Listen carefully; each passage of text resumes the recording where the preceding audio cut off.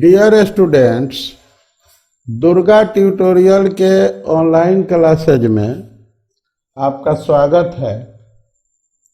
हम आपको पढ़ाने जा रहे हैं 12th क्लास फिजिक्स सेक्शन 2 का चैप्टर 2, जिस चैप्टर का नाम है धारा विद्युत का चुंबकीय प्रभाव। इसके पहले आप इलेक्ट्रोस्टैटिक्स यानी स्थिर विद्युत के सभी चैप्टर पढ़ चुके हैं हमसे। हमारे YouTube चैनल पर उसका वीडियो मौजूद है। चैप्टर 1 का भी वीडियो मौजूद है, आप उसे अगर नहीं देखे हैं तो देख लीजिए।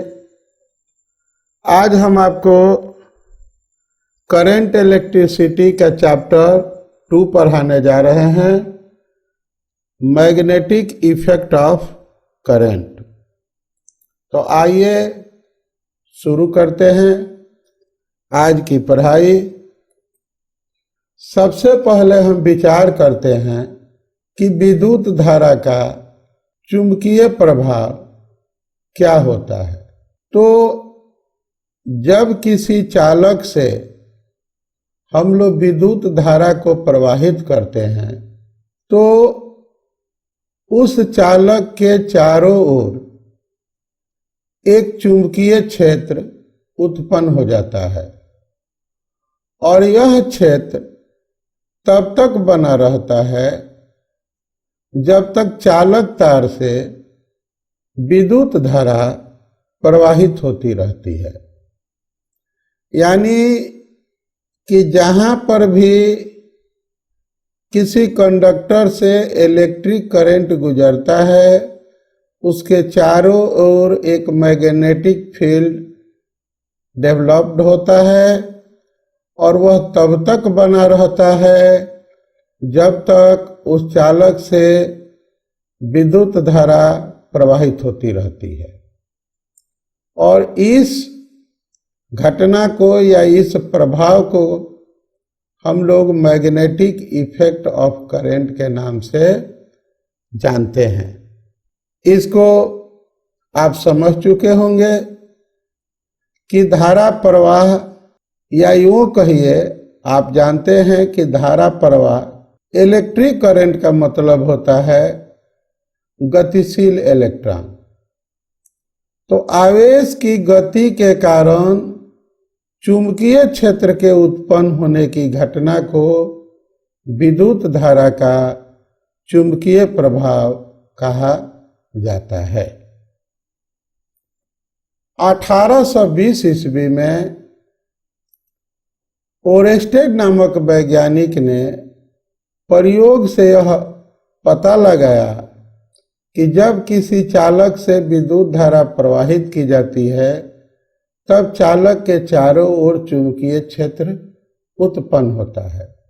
यानी कि विद्युत धारा के चुंबकीय प्रभाव का पता लगाने वाले महान वैज्ञानिक का नाम था ओरेस्टेड, और यह घटना 1820 ईस्वी की है।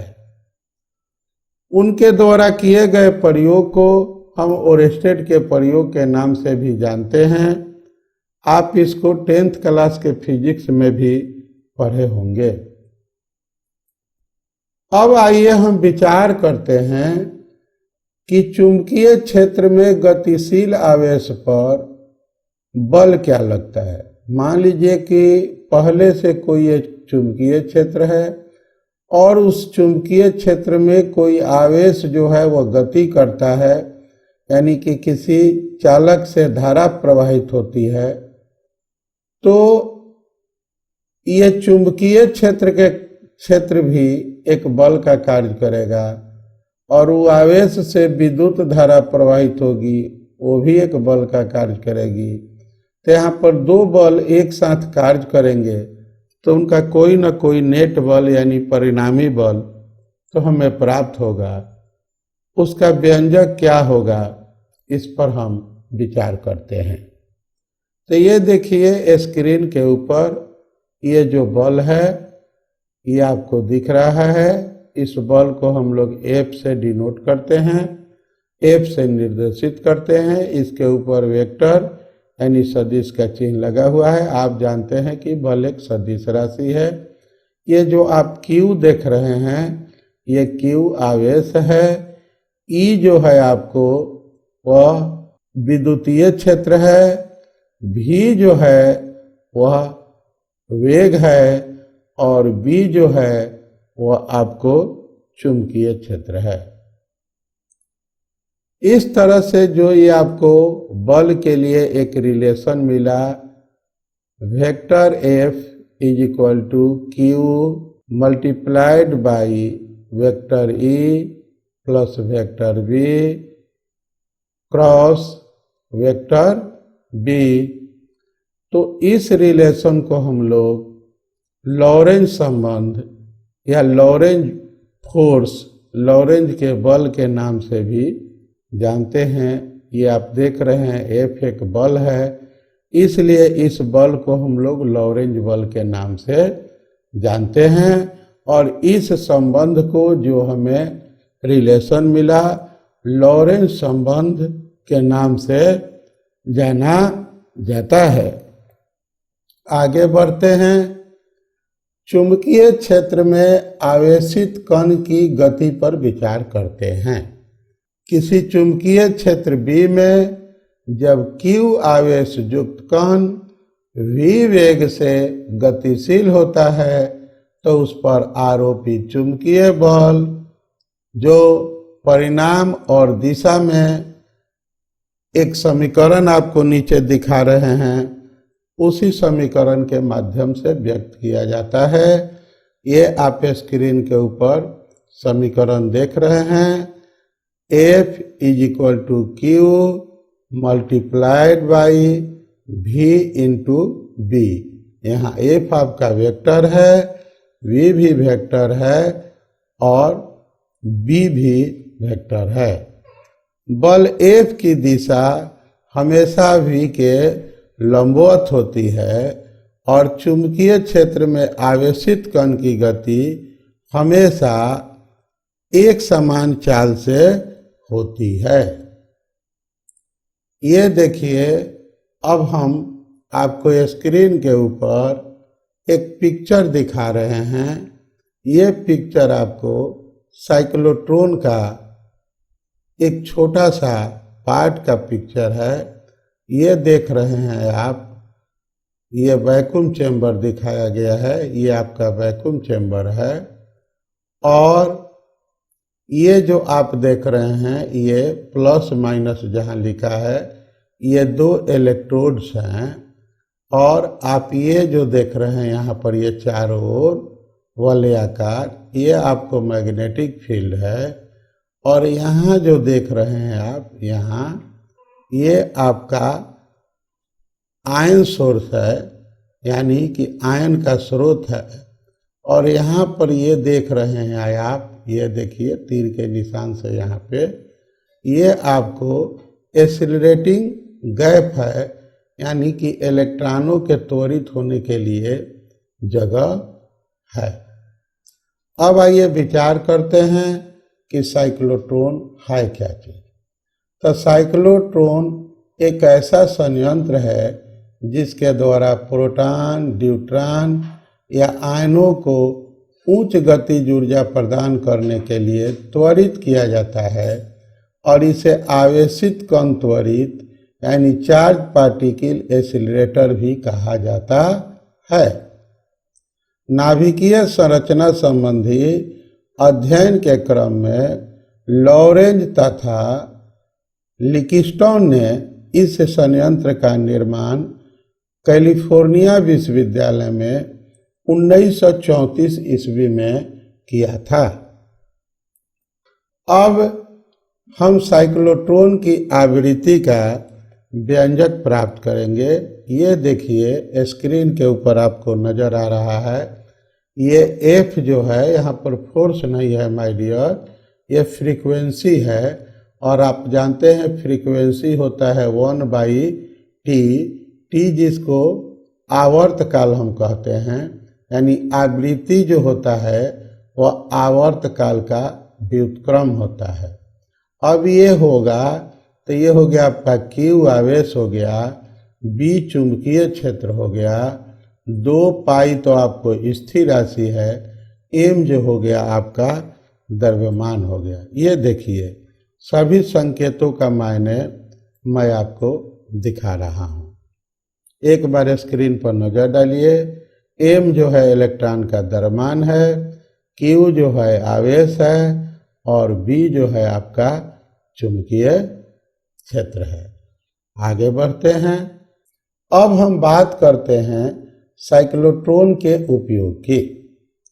तो साइक्लोट्रॉन का उपयोग इसमें त्वरित ऊर्जा युक्त आयनों द्वारा निम्नलिखित कार्यों में किया जाता है। कौन कौन सा कार्य है? तो पहला है नाभिक पर बमबारी करके नाभिकीय अभिक्रियाओं के अध्ययन में। दूसरा है ठोस पदार्थों में आयनों को रूपित करके उनके गुणों में सुधार करने तथा नए पदार्थों को संश्लेषित करने में।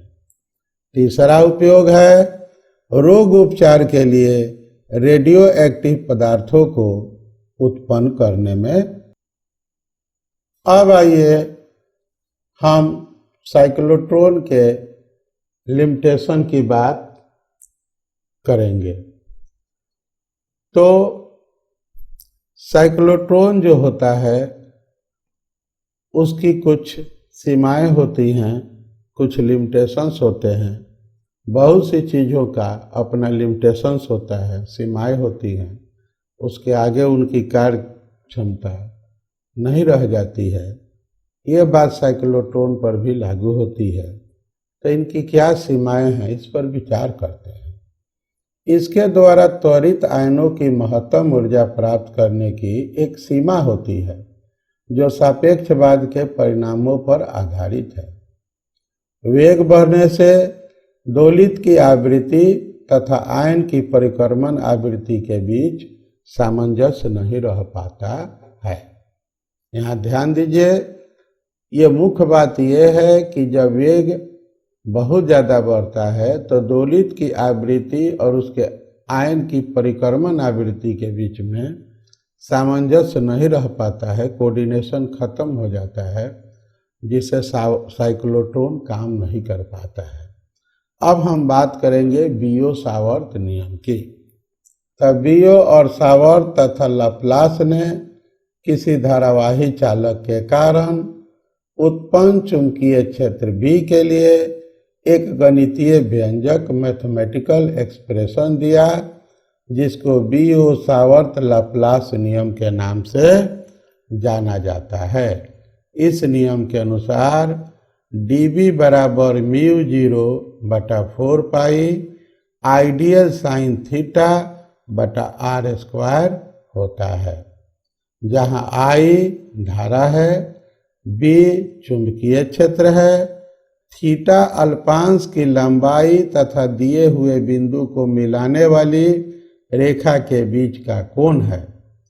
L जो है अल्पांश की लंबाई है और R अल्पांश एवं दिए गए बिंदु के बीच की दूरी है। अब हम बायो-सावर्त नियम और कूलम के नियम का तुलनात्मक अध्ययन करते हैं, तो देखते हैं क्या मिलता है। तो तुलनात्मक अध्ययन में, कंपैरेटिव स्टडी में माय डियर, समानता सिमिलरिटीज और असमानता डिफरेंस दोनों पर विचार किया जाता है। तब पहले हम देखेंगे कि बियो-सावर्त नियम और कूलम के नियम के बीच में समानता क्या है। तो दोनों क्षेत्र स्रोत एवं परिरक्षण बिंदु के बीच की दूरी के वर्ग के व्युत्क्रमानुपाती होते हैं। यानी बियो-सावर्त नियम से प्राप्त बल और कूलम नियम से भी प्राप्त बल दोनों क्षेत्र स्रोत एवं परीक्षण बिंदु के बीच की दूरी के वर्ग के व्युत्क्रमानुपाती होते हैं। दोनों क्षेत्र दीर्घ परास के लिए होते हैं, यानी लॉन्ग रेंज के लिए होते हैं। अध्यारोपण का सिद्धांत जो है दोनों के लिए मान्य होता है। अगर आपको अध्यारोपण का सिद्धांत न आता हो तो आप मेरा जो है इलेक्ट्रोस्टैटिक्स वाला वीडियो इसी चैनल पर अवेलेबल है, वहां जाकर देखिए। अगर पहली बार आप इस वीडियो को देख रहे हैं तो आप शुरू के वीडियो को भी देखें ताकि फिजिक्स की शुरुआत से पढ़ाई आपको समझ में आए। ये पूरे फिजिक्स को हम जो है कई सेक्शन और चैप्टर में बांट के आपको पढ़ाते हैं ताकि आपको सब्जेक्ट मैटर की जानकारी हो जाए। इसको आप हाइलाइट्स या सिलेबस नोट्स के रूप में जान सकते हैं। इसके द्वारा आपको पूरा सिलेबस का ज्ञान हो जाएगा। अब आगे बढ़ते हैं, असमानता यानी डिफरेंस पर विचार करते हैं। तो स्थिर विद्युत क्षेत्र की उत्पत्ति अदिश स्रोत से होती है, जबकि चुंबकीय क्षेत्र एक सदिश स्रोत द्वारा उत्पन्न होता है। यही दोनों में फर्क है। दूसरा फर्क है कि स्थिर विद्युत क्षेत्र की दिशा आवेश और परीक्षण बिंदु को मिलाने वाले स्थिति सदिश के अनुरेख होती है, जबकि चुंबकीय क्षेत्र स्थिति सदिश और धारा अल्पांश से संबंधित तल के लंबवत होता है। तीसरा फर्क है कि बियो-सावर्त नियम की निर्भरता आइडियल सदिश एवं स्थिति सदिश आर के बीच के कोण थीटा पर होती है, जबकि स्थिर विद्युत क्षेत्र में ऐसा नहीं होता है।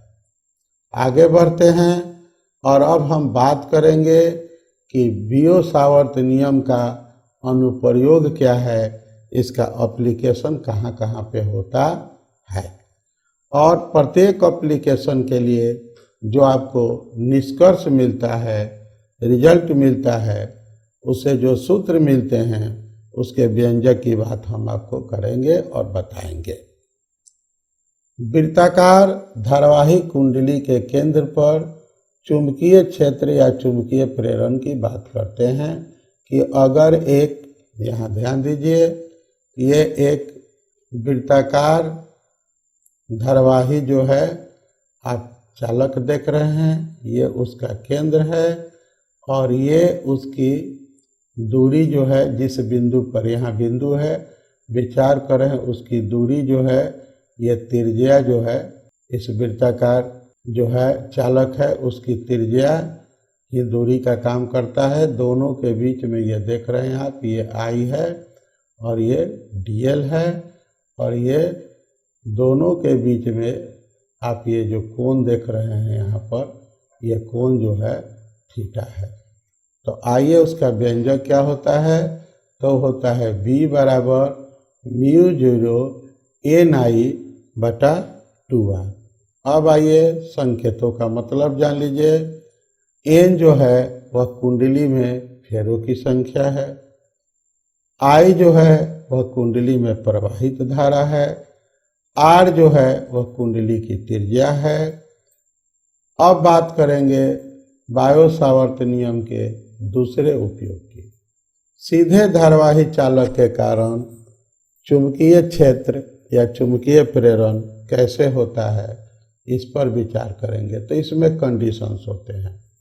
पहला कंडीशन है कि यदि तार अनंत लंबाई का हो तो उस परिस्थिति में B बराबर होता है μ0I/2πr।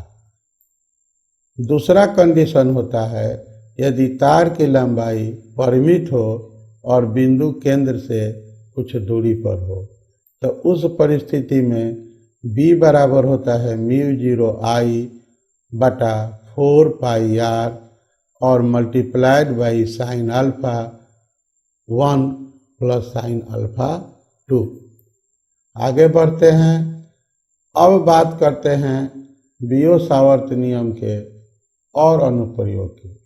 तो सीधे धारावाही चालक के कारण चुंबकीय क्षेत्र या चुंबकीय प्रेरण पर विचार करते हैं।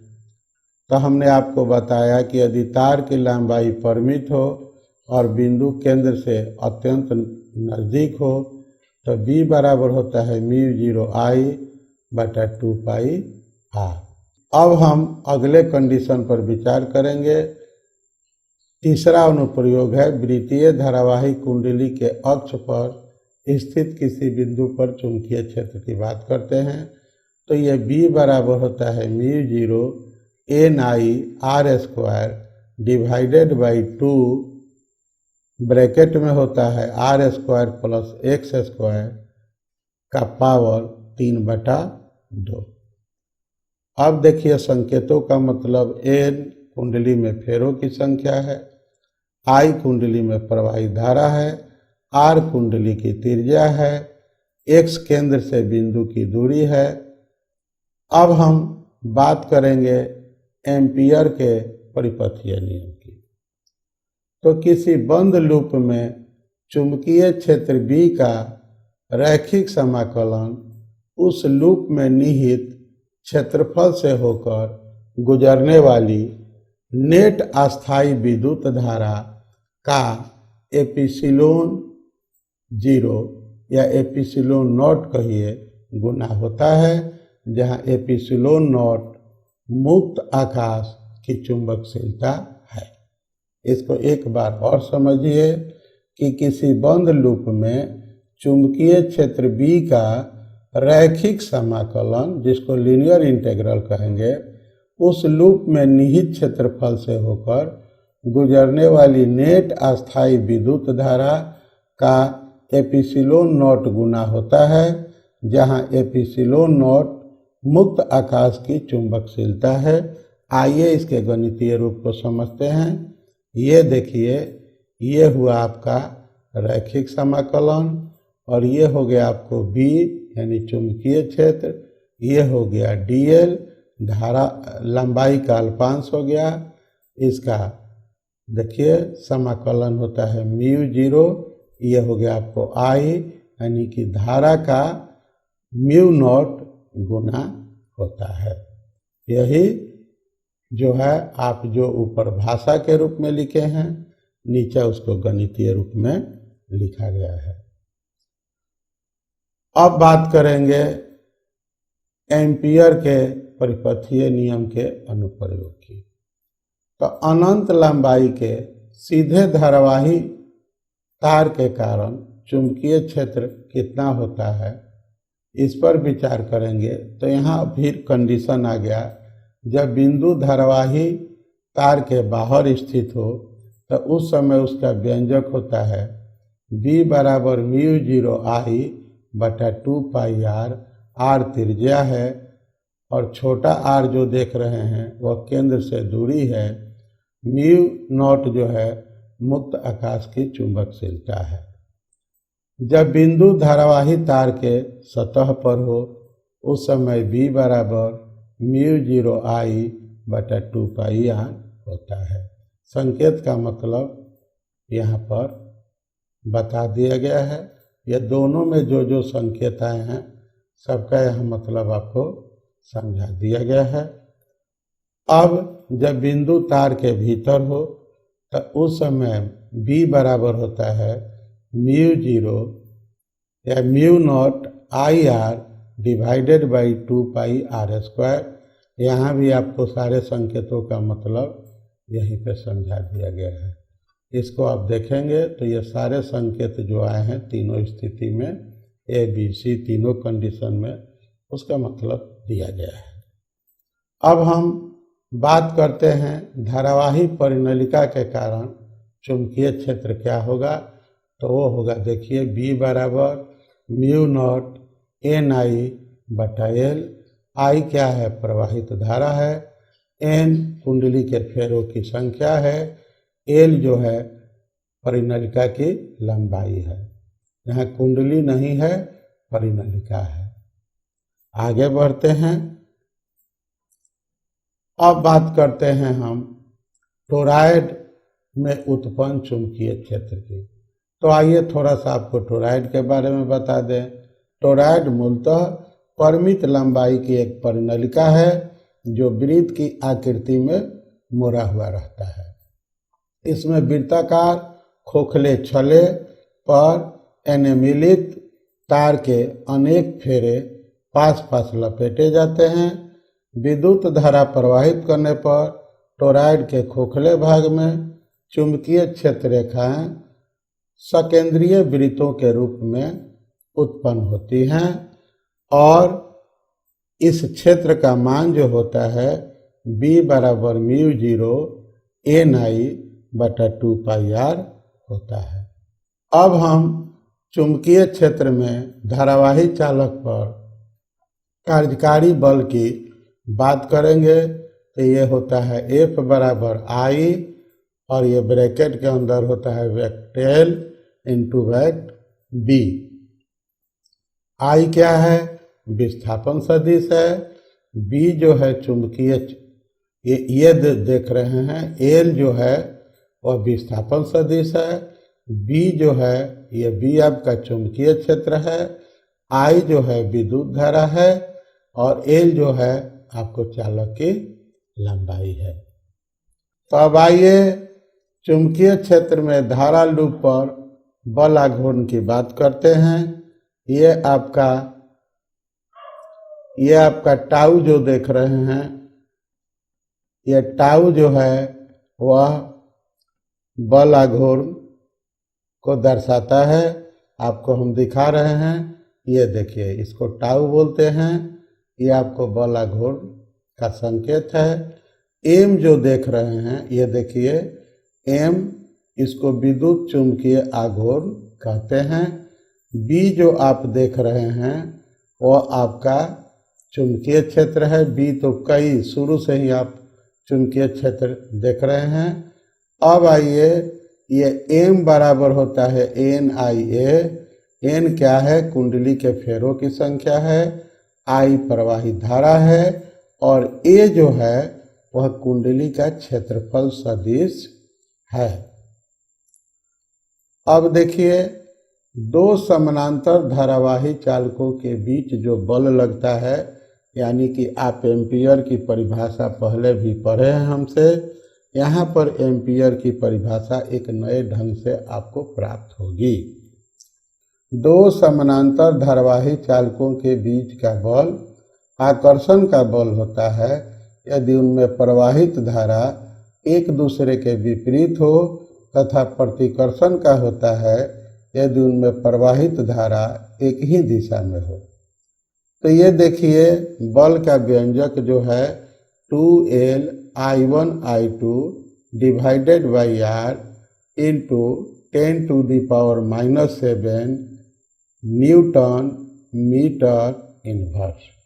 यहाँ पर I1 I2 अगर 1 एम्पियर ले लें, R बराबर 1 मीटर ले लें, तो F का मान हो जाएगा 2 × 10⁻⁷ न्यूटन प्रति मीटर, जो एम्पियर की परिभाषा दे सकता है। वो कैसे?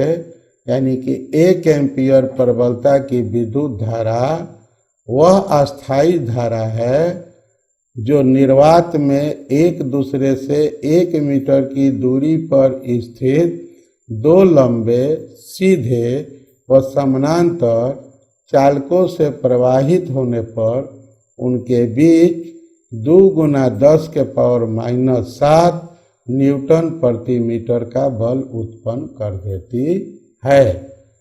आगे बढ़ते हैं और फ्लेमिंग के बाएं हाथ के नियम पर विचार करते हैं। ये आप 10th क्लास में भी पढ़े हैं, यहाँ भी आपको जानना है। 12th क्लास के परीक्षा में भी प्रश्न पूछे जाते हैं। तो ये देखिए, अगर बाएं हाथ के अंगूठा, ये देखिए, ये रहा अंगूठा, ये रहा आपको मध्यमा और ये रही आपकी तर्जनी। इन तीनों को अगर हम एक दूसरे के लंबवत फैला दें तो क्या बताता है? यानी कि बाएं हाथ के अंगूठा, तर्जनी और मध्यमा अंगुली को अगर परस्पर लंबवत फैलाए जाएं और यदि मध्य की अंगुली से धारा I की दिशा और तर्जनी से चुंबकीय क्षेत्र B की दिशा निरूपित हो, तो अंगूठा से चालक पर लगने वाले बल एफ की दिशा निरूपित होती है। यानी कि किसी चुंबकीय क्षेत्र में स्थित धारावाही चालक पर क्रियाशील बल की दिशा फ्लेमिंग के बाएं हाथ के नियम से ज्ञात किया जा सकता है। और ये रहा आपके फ्लेमिंग का नियम। आगे बढ़ते हैं और मैक्सवेल का दक्षिण हस्त नियम भी हम लोग जान लेते हैं। यदि धारावाही तार को दाएं हाथ की मुट्ठी में इस प्रकार पकड़ा जाए कि अंगूठा धारा की दिशा की ओर संकेत करता हो, तो हाथ की अन्य उंगलियां चुंबकीय क्षेत्र की दिशा व्यक्त करेंगी। ये देखिए, अगर अंगूठा जो है, ये आपका अंगूठा, ये धारा की दिशा को अगर व्यक्त करता है, तो ये जो उंगलियां होंगी, ये उंगलियां, ये जो होंगी, आपको ये देख रहे हैं, वो चुंबकीय क्षेत्र की दिशा को व्यक्त करेंगी। इसे मैक्सवेल का दक्षिण हस्त नियम के नाम से जाना जाता है। इसी के साथ हमारा आज का लेक्चर समाप्त होता है। अभी ये सेक्शन आपका जो करंट इलेक्ट्रिसिटी है, यानी कि धारा विद्युत है, अभी इसमें और लेक्चर जो है उसकी ज़रूरत है। अभी कुछ चैप्टर इसमें से इस सेक्शन के बचे हैं, मैं उसको अगले वीडियो में आपको पढ़ाऊंगा। जब सारे चैप्टर के लेक्चर समाप्त हो जाएंगे, तो हमने आपको बोला था कि सितंबर महीने से एक स्पेशल कोर्स आपके लिए लाएंगे। और बायोलॉजी का कोर्स आप हमारे यूट्यूब चैनल पर देख सकते हैं, जिसका नाम है RPC, रैपिड प्रिपरेशन कोर्स। तो उसमें हमने पूरे सिलेबस को आपको हाइलाइट्स, यानी पाठ सारांश कहिए या सिलेबस नोट्स कहिए, ऑब्जेक्टिव क्वेश्चंस, शॉर्ट क्वेश्चंस और लॉन्ग क्वेश्चंस में डिवाइड किया है। तो ये आपका जो है सिलेबस नोट्स रेडी है। इसके बाद ये सारे चैप्टर समाप्त करके हम आपको ऑब्जेक्टिव क्वेश्चन का सेट देंगे। उसके बाद शॉर्ट क्वेश्चन पढ़ाएंगे, फिर लॉन्ग क्वेश्चन आपको पढ़ाएंगे, फिर आपको मॉडल सेट देंगे, उसकी तैयारी कराएंगे। आपके लिए इस नए वीडियो में एक स्पेशल जानकारी है कि अब हम वेबसाइट और अन्य डिजिटल प्लेटफॉर्म पर भी उपलब्ध हैं। आप हमारे वेबसाइट www.durgatutorial.com पर भी विजिट कर सकते हैं, जिसका लिंक इस वीडियो के डिस्क्रिप्शन बॉक्स में आपको मिल जाएगा। इसके अलावा फेसबुक, ट्विटर हैंडल और इंस्टाग्राम और व्हाट्सएप पर भी हम आपके लिए अवेलेबल हैं। और आपको जो भी हमारा वीडियो लेक्चर हो रहा है, उसका वहाँ पे नोट्स भी हम आपको उपलब्ध कराएंगे। और आप लोगों के लिए ऑनलाइन परीक्षा की भी हम व्यवस्था करेंगे, जिसकी सूचना आपको हमारे समय पर वेबसाइट पर मिल जाएगी। अन्य विषयों के लिए भी आप 12 क्लास के आ सकते हैं। वहाँ पर हिंदी का कंप्लीट सिलेबस का आपको वीडियो लेक्चर और उसका PDF नोट्स अवेलेबल है। तो आज का वीडियो देखने के लिए आप सबको थैंक यू, धन्यवाद। अगर अब तक आपने हमारे चैनल को सब्सक्राइब न किया हो, तो आप इसे सब्सक्राइब करें, ताकि कोई भी जानकारी आप तक बहुत आसानी से पहुंच सके। आप व्हाट्सएप के जरिए भी हमारे ग्रुप का, सब्सक्राइबर ग्रुप का मेंबर बन सकते हैं और वहां से आप हमसे उचित मार्गदर्शन प्राप्त कर सकते हैं। तो आप सबको इस वीडियो को देखने के लिए मैं एक बार फिर से धन्यवाद देता हूं और हम लोग मिलते हैं फिर अगले वीडियो में। बाकी वीडियो के लिए आप हमारे वेबसाइट पर, यूट्यूब चैनल पर विजिट कीजिए।